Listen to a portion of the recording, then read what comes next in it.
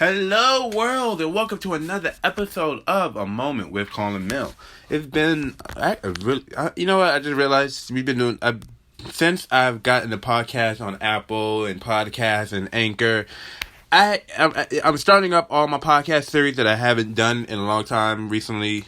I mean, most of my recordings lately mostly only been for Macco and Miles, Freshest Podcast, and America, You're So Crazy. So now, now I'm able to get back to where I used to. So now we're doing more episodes of, According to New York, The Cypher. And I was like, you know what? It's been a while since I did a moment with Colin Mill. I think the last moment with Colin Mill was maybe before the last episode before the previous episode was May 2017.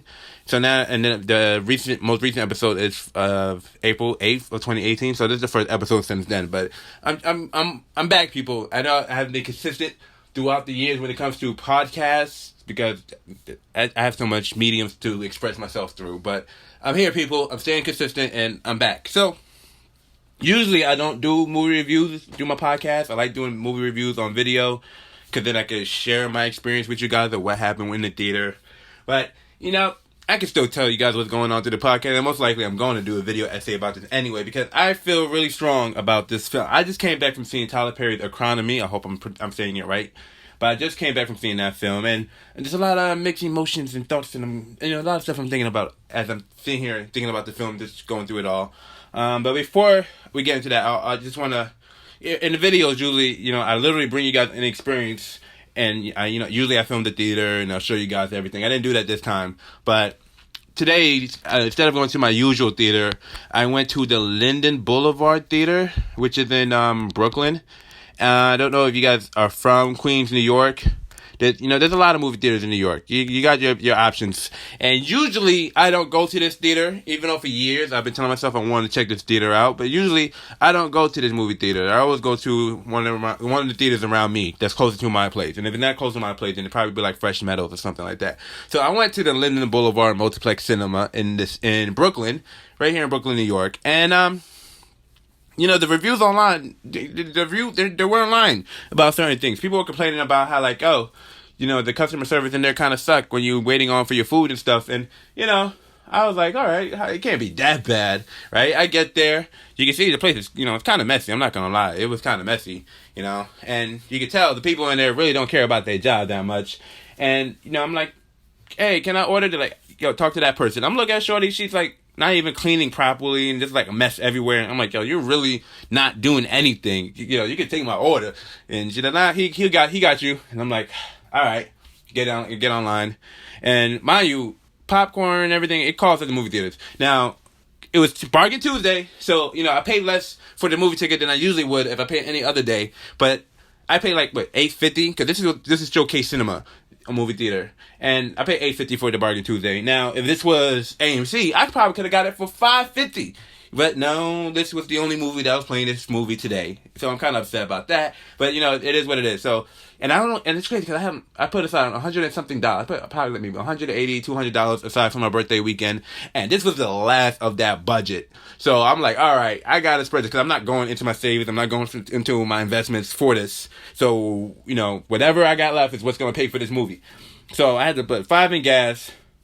I got like some candy before when I was still at the gas station. Then we got to the movie theaters. You got 2 movie tickets. Shout out to Style by Lisa Nicole who came with me to see this movie. Thank you. I really do appreciate it because anybody who knows me, I don't go to the movies just to be entertained, especially if it's a film by a black person. I go for many other reasons. I'm learning directing, cinematography, screenwriting. I'm learning acting, and of course there's a lot of motivation, inspiration to see another black filmmaker making films who's producing, directing, and, getting it actually in distributing theaters. But that's besides the point. I just want to say thank you, Anna, for coming to see this movie with me. It means a lot. It means a lot. Anyway, so I'm sitting there, and I'm like, all right, I bought 2 movie tickets, and that was like $17. Then, I got some nachos, which was like $6.75. Then I needed a drink. So I'm like, screw it, let me get this drink. Because I'm sitting in a movie theater. There's this big old blank screen in front of us that's not playing anything. You can hear the ads, but you don't see nothing. And it's crazy because they're marketing like, hey, you guys can show your ads on this screen too. And I'm looking, I'm like, bro, you don't even have anything on the screen. So how you guys telling me that I could promote my businesses and stuff like that on your big screen when clearly y'all not even doing that? But anyway, that's besides the point. So I'm sitting there, I'm online, like, all right, you know what? I need to get me a drink, because we're sitting in the movie theater just watching a blank screen, eating the nachos and the candy, and I'm like, all right, I gotta get something. Get online, wait for the drink, and the guy comes back with the drink. I'm about to walk away. He goes, whoa, whoa, whoa, whoa. Before you walk away, drink it. I'm like, what? He's like, drink it before you walk away. I'm like, this is mad sus. Put the straw, sip it, it's seltzer water. I'm like, bruh, this is not Sprite, this is seltzer water. He's like, damn. And then he walks away, and I'm sitting here like, you know that I wanted Sprite. I ordered a Sprite. I should have got a ginger ale, but I ordered a Sprite. Why did you give me seltzer water if you knew there's a chance this machine was gonna give me seltzer water? You know, so a lot of weird stuff like that was happening at this theater today. It was weird, but that doesn't affect how great of a movie this was. This movie's so good that I literally started watching it at home online for free. And was like, oh my god, this movie's too good for me to be bootlegging like this, and I had to go to theaters and give this man my money. Like, I gotta give Tyler and Lionsgate their money for this one, because this one is a good film. Everything I was waiting for Tyler to do after I seen Gone Girl, because I thought after Gone Girl, Tyler would learn a thing or two about directing from other directors, because he's been acting now in other people's film for a while now. So I'm like, you gotta learn a thing or two. And even though I enjoyed Boo Immediate Halloween, when Boo 2 came out, I was highly disappointed when I saw that in theaters. And I was like, come on, Tyler, are you not learning anything yet? And everything I was waiting for, I got it in this movie. And you know, if you're a big fan of Tyler, you know, I'm not just talking from the Medea franchise. I'm talking if you liked Why'd I Get Married, The Family That Prays, Good Deeds, this is a Tyler Perry film for you. You like Tyler Perry Temptations, this is a good film for you. And to me, I think this is the best one he has out of all the dramas. You know, this would be probably my top one. It would be Acrimony, Why Did I Get Married, Daddy's Little Girls. Those are my top 3. Then you can add Good Deeds and The Family That Pray under it. That's my top 5. But I'm gonna have to do a video essay about this, because I really believe this is Tyler Perry's best film. It's the one I enjoyed the most. The one I was not only just entertained, but the one I felt more. What's the word? I was more. What's the word I'm looking for?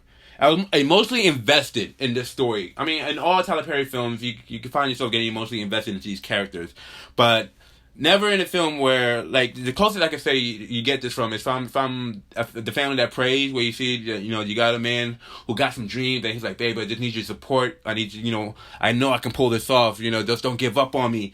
And you know, it's strange because a lot of these Tyler Perry films, especially these last couple of years, black men don't be looking too good in these movies, man. You know, you got for color girls, men were raping people, having gay sex. I'm not saying gay sex is wrong. I'm just saying, you know, the man was cheating on Janet Jackson. So that's already right there. That's a sin right there. You're cheating on Janet Jackson. That's a sin right there, brother. But you know, dudes cheating on their wives with another dude. Man, throwing out babies out the window. It got crazy, you know. And that's for color girls. That's just for one movie. I'm not even talking about any other. Like, Tyler got a couple movies that kind of got brothers looking crazy. Like, come on, bruh. Why you keep doing this to us? You know, so I can appreciate every once in a while where, you know, because in the way this film is marketed, it's marketed like a psychological thriller, and it's marketed as, oh, this man did me dirty. When it's like, yeah, and you see the film, it's like, that's not exactly what this film is about. It's not about someone being done. I mean, granted, I don't want to spoil anything for anybody who hasn't seen the film yet. Granted, you know, there was a lot of stuff that the characters went through together, and he put that woman through a lot. But it's like, if you know the plan, like, you know, if you know you got to go a specific path somewhere, why get off the path and then get mad when the person reached the destination? You know what I mean? It's I'm gonna have to bring this topic up in another podcast where we can really discuss how long it's too long to wait for somebody to get their act together.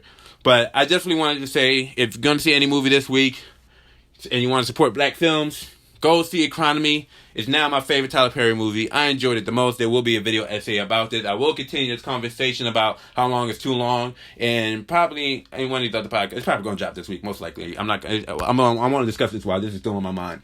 But definitely, Now one of my top Tyler Perry films. Really enjoyed it. I really think anybody should check this out. I really think Tyler is writing about himself in a way, because if you know Tyler's story, not just about the abuse that he got from his parents and other stuff like that, but if you hear the stories about relationships and stuff like that, it's not that far. So I don't know. We're gonna definitely talk about this again.